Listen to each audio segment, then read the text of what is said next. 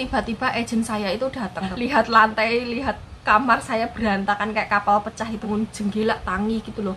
Jadi nanti merorol-merorol gitu loh. 所以我们很好朋友。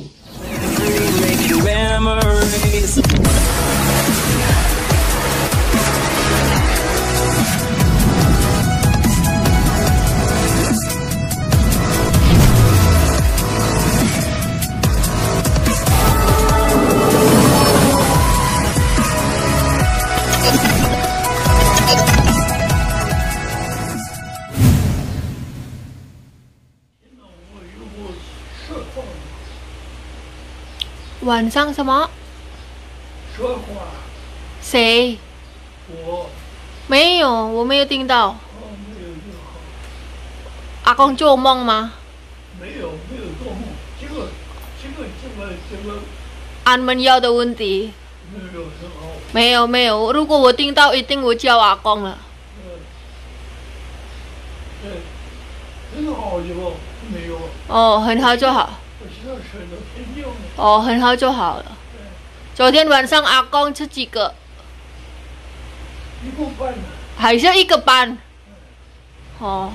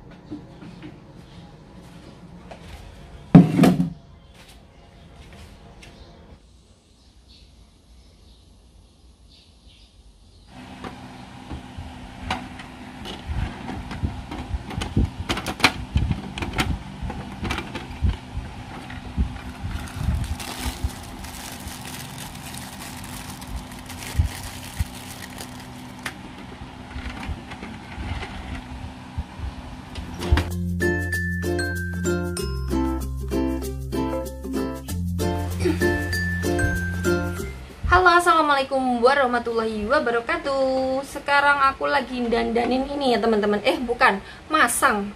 Jadi ini yang isi dari paket yang tak ambil kemarin. Ini buat tempat kosmetik ya, skincare ya, sembarang dengah lah pokoknya.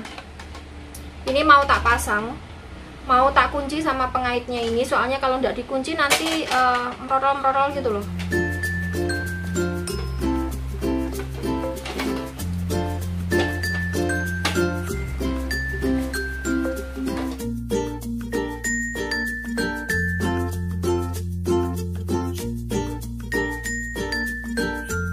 Angele ngetuk nih. Oh, akhirnya. Entek. Tinggal masih 2.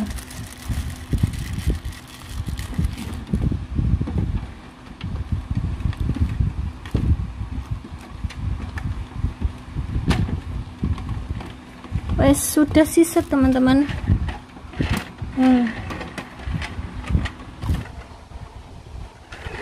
Sudah sisa. Kita sudah sisa diangkat juga bisa. Jadi ini ada 1, 2, 3. Yang isi ini 2 tingkat. Terus yang sini los untuk yang isi panjang-panjang kayak gitu, yang gede-gede. Terus sini 1 tingkat aja. Terus atasnya sini ada 1, 2, 3, 4. Yang 1, 2, 3, 4. Jadi ada 1, 2, 3, 4, 5 tempat yang los lebar 1 2 3, terus 6 berarti nggak iso ngitung aku. Yang 1 2 3 itu isinya 3 gini. Ini kemarin harganya berapa ya, lupa aku.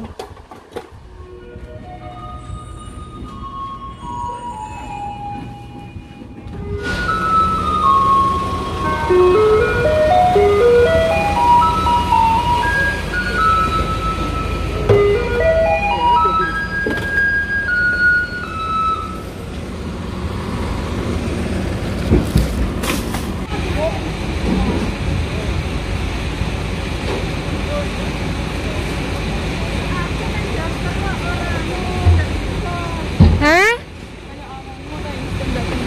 Apa lo? Oh, nganu toh, scan barcode toh. Ah, kayak mbledos ning jero ngomah barangnya.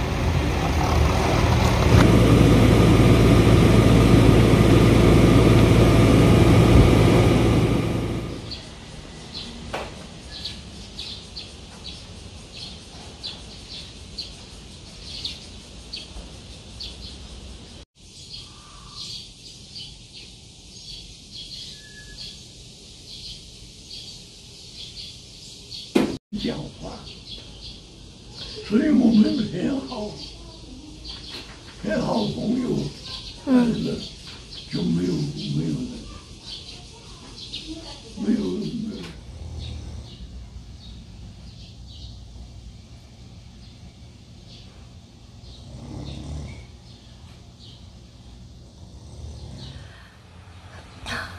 Videonya tak lanjutin sekarang ya teman-teman. Jadi itu yang di depan itu tadi video kemarin, karena terlalu sibuk jadi kemarin tuh repot banget, jadi nggak bisa ngelanjutin videonya tak sambung sekarang ya. Karena yang teman-teman tahu sekarang kan saya itu jaga akong usia 100 tahun lebih ya, 102 tahun ini. Dan lama-kelamaan itu pelan-pelan itu semua yang ada di dalam tubuhnya, jadi semua panca inderanya itu pelan-pelan itu kan mengalami penurunan kayak gitu ya. Mulai dari daya ingatnya sekarang tuh simbahnya itu kayak sudah mulai pelan-pelan itu sudah mulai lupa gitu loh ya teman-teman, sudah mulai pikun. Misal kalau minum obat yang untuk hari ini itu sudah habis ya, jadi saya itu menyiapkan obat itu untuk beliau itu biasanya untuk 1 minggu sekalian. Jadi ada kotak-kotaknya itu untuk hari Senin, hari Selasa sampai hari Minggu itu sudah tak siapin semuanya. Kan obatnya yang tak siapin itu obat siang dan malam. Kalau yang paginya itu sudah beda lagi tempatnya. Jadi biasanya itu obatnya itu untuk hari ini misalnya itu sudah habis diminum ya, itu kalau nggak ditungguin itu obat yang untuk besok itu juga diminum sekalian teman-teman. Jadi sekarang itu kalau minum obat itu harus tak tungguin, sudah diminum kan, itu tempat obatnya tak simpan, jadi nanti diberikan besoknya lagi pas waktu minum obat kayak gitu. Kalau nggak digituin nanti obatnya itu semuanya diminum sekalian teman-teman. Terus lagi biasanya itu kemarin itu pas tidur siang ya, beliau itu tidur siang, baru aja tidur saya itu mendengar dengkurannya, jadi mendengkur itu loh, ngorok lah bahasa Jawanya itu. Tiba-tiba itu bangun manggil saya, tiba-tiba itu bangun, jadi barusan aja mendengkur, saya dengar dengkurannya itu tiba-tiba terus beliau itu bangun jenggelak tangi gitu loh. Itu manggil saya diam aja karena saya tahu beliau itu ada di tempat tidur.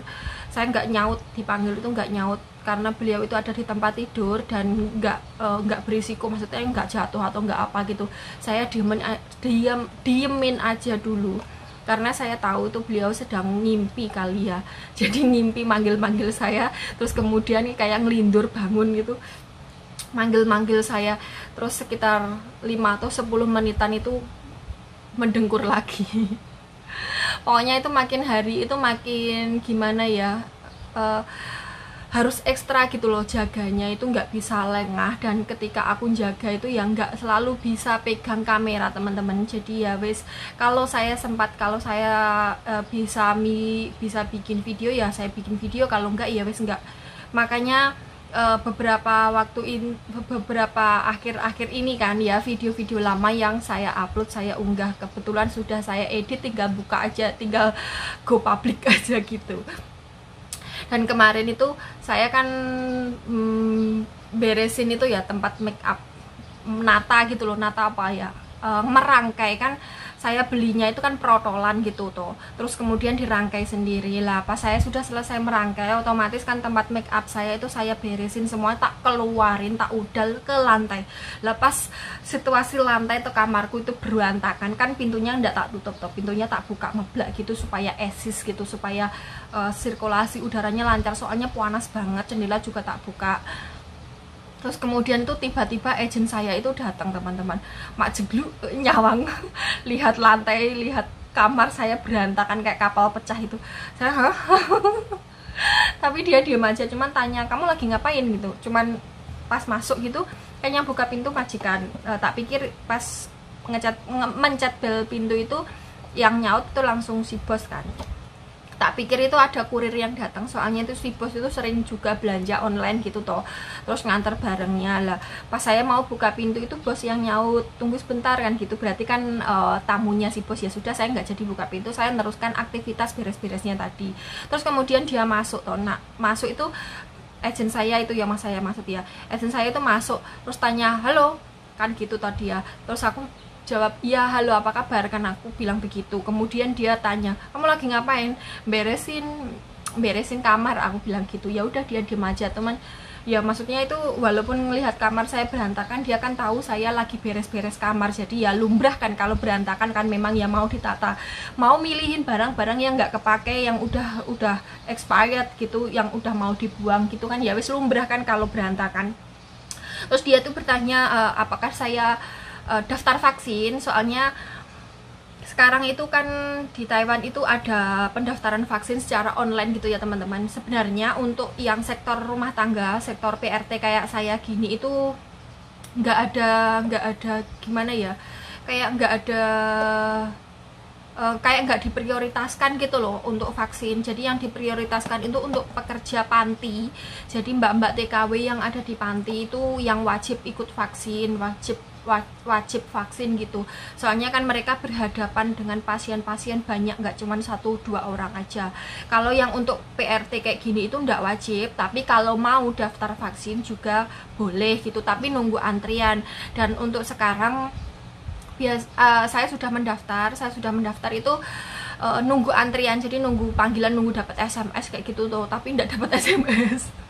Mungkin yang didahulukan untuk yang usia banyak, katanya itu yang sekarang yang dapat giliran itu yang kelahiran tahun 83 ke atas gitu loh. Maksudnya ya 83, 82, 81, 80 dan seterusnya kayak gitu. Untuk yang 83 ke bawah itu masih nunggu lagi, karena memang yang diprioritaskan itu untuk yang usia-usia yang sudah banyak kayak gitu. Kalau yang usia 30 ke bawah itu masih nunggu kayak gitu, nunggu gilirannya yang terakhir mungkin. Terus agentku bertanya kayak, "Kamu daftar vaksinnya daftar apa?" Terus ditanya, di Taiwan kan ada 2 toh vaksinnya, itu yang AstraZeneca itu sama Moderna lah. Terus saya jawab saya pilih yang Moderna karena yang kayak minim efek sampingnya gitu loh. Kebanyakan yang AZ, yang vaksin AZ itu saya baca komentar-komentar di media sosial, baik di Facebook, baik di TikTok, Instagram dan lain sebagainya, itu yang AZ itu kebanyakan efek sampingnya itu jauh lebih banyak dibandingkan yang Moderna. Dan kayak efektivitasnya itu ya lebih tinggian Moderna daripada AZ gitu loh. Saya kurang paham soalnya ini bukan kapasitas saya ya. Katanya itu saya baca itu kayak efektivitasnya itu kalau yang Moderna itu 95% ya, lebih dari 95% kalau tidak salah. Terus sedangkan kalau AZ itu 65 atau berapa gitu kalau tidak salah ya, kalau saya tidak salah, soalnya saya juga lupa karena jadi saya memutuskan untuk milih Moderna. Jadi pas agent tanya itu, "Kamu milih apa, yang AZ apa Moderna?" Saya bilang Moderna. Moderna itu nunggunya lama loh, soalnya stoknya itu di Taiwan lagi kosong kayak gitu toh. Saya bilang nggak apa-apa, soalnya kan walaupun saya milih AZ pun saya juga harus ngantri lama. karena ya untuk sekarang kan yang diprioritaskan yang usia-usia lanjut sama usia-usia yang sudah 30-an 5 ke atas atau 40-an ke atas kayak gitu loh.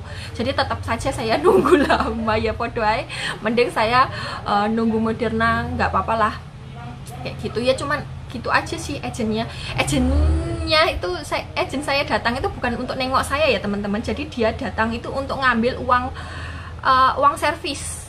Kan setiap bulan saya itu sekarang dipotong 1.500 untuk uang servis atau fee agensinya, tapi saya tidak pernah diberikan servis apapun.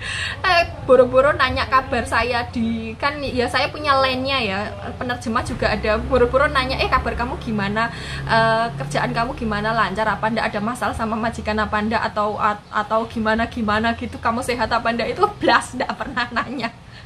Tapi uang servisnya itu tiap bulan tetap harus bayar ya, kayak gitulah. Tapi sekarang di Taiwan itu kayak sekarang lebih banyak yang menggunakan sistem DH ya, atau direct hiring, alias nggak pakai agent. Jadi itu ngurus sendiri, majikan sama TKW-nya itu ngurus sendiri di imigrasi, di kantor tenaga kerja kayak gitu. Jadi ngurus sendiri, jadi lebih hemat gitu loh. Majikan juga nggak perlu bayar ke agensi, dan TKW-nya juga, PRT-nya itu juga nggak perlu bayar biaya agensi kayak gitu. Jadi gajinya itu bisa negosiasi. Kalau standarnya Taiwan gajinya kan 17.000 NT ya, atau sekitar ya kurang lebih sekitar 9 jutaan lah, naik turunnya itu tergantung kurs.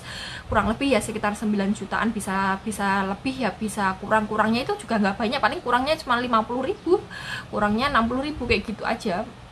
Kalau lebih ya mau, soalnya kan kursnya sering naik kayak gitu. Lah kalau pakai sistem DH atau sistem direct hiring itu biasanya bisa negosiasi. Yang saya tahu itu kebanyakan itu di atas 20-an, di atas 20.000. 20.000 itu sekitar berapa ya? Sekitar 10 jutaan ya. Itu rata-rata di atas 20.000. Kebanyakan itu 23, 25 ribu. Sekarang kursnya itu 517 teman-teman, jadi bisa dikalikan saja. Kalau pakai sistem DH itu ya seperti itu. Tapi banyak majikan yang nggak mau pakai sistem DH, katanya males ribet, atau kemungkinan majikannya itu terlalu sibuk jadi nggak bisa ngurus sana sini. Jadi ya kalau yang mau pakai sistem DH itu, kalau mau ganti majikan, kalau majikannya nggak mau pakai sistem DH itu, jadi ya mbaknya itu harus cari majikan baru. Kebanyakan nyarinya itu di bursa kerja kayak gitu loh, bursa kerja yang majikannya mau pakai sistem DH. Dan majikan Taiwan itu sekarang banyak yang mau pakai sistem DH gitu, karena sebenarnya itu ngurusnya nggak ribet lah. Yang bikin ribet itu kan mindset kita, cara berpikir kita. Kalau kita belum apa-apa sudah bilang ribet, nggak mau repot, nggak mau gini, nggak mau itu, ya wes ribet tenan. Kalau kita sebenarnya kalau kita udah mangkat atau berangkat beneran kita tandangi, beneran kita kerjakan, ya nggak seribet apa yang kita pikirkan, kayak gitulah.